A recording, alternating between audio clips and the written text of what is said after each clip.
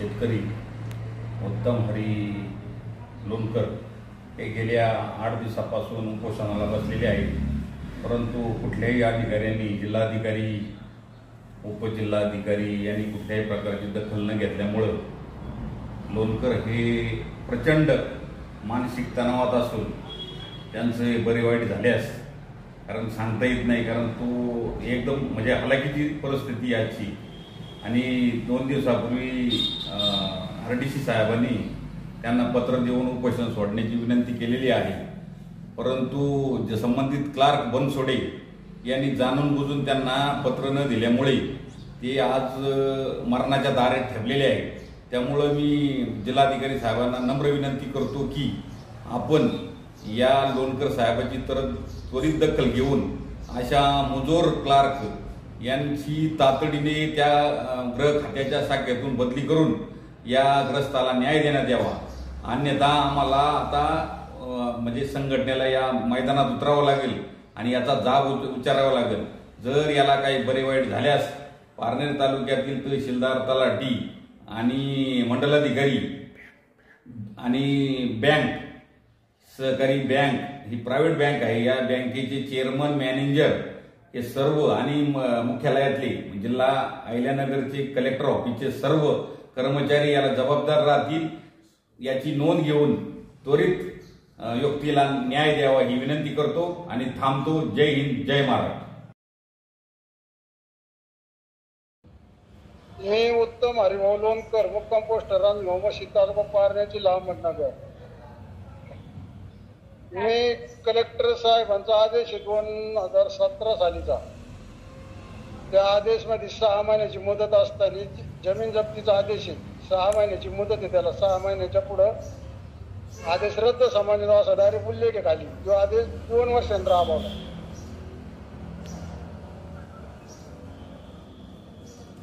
बोला बोला. कोणी आलं होतं का भेटायला? कोर्टाचा निकाल झाला आपल्या पूर्ण पारनेर कोर्टाचा. पारनेर कोर्टाने निकाल दिलाय की गहाणखत पूर्ण फ्रॉड आहे म्हणून.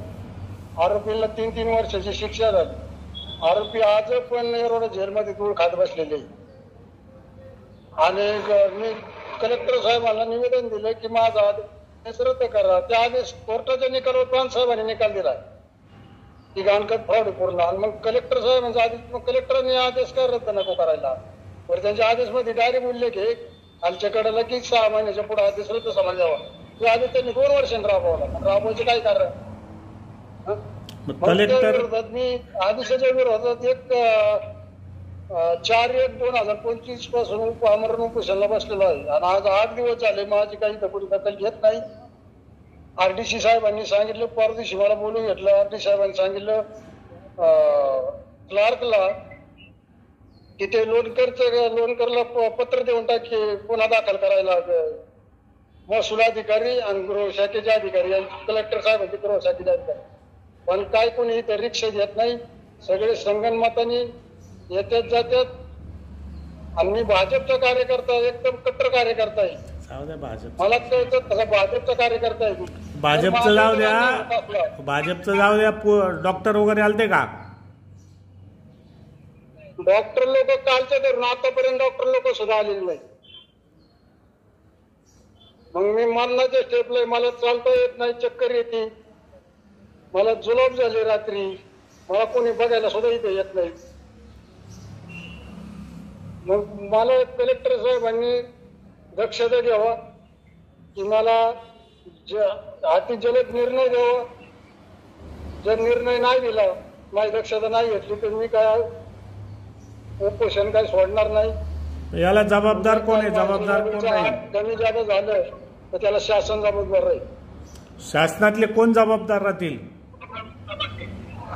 शासनाचे कलेक्टर साहेब जबाबदार राहील, तहसीलदार राहील,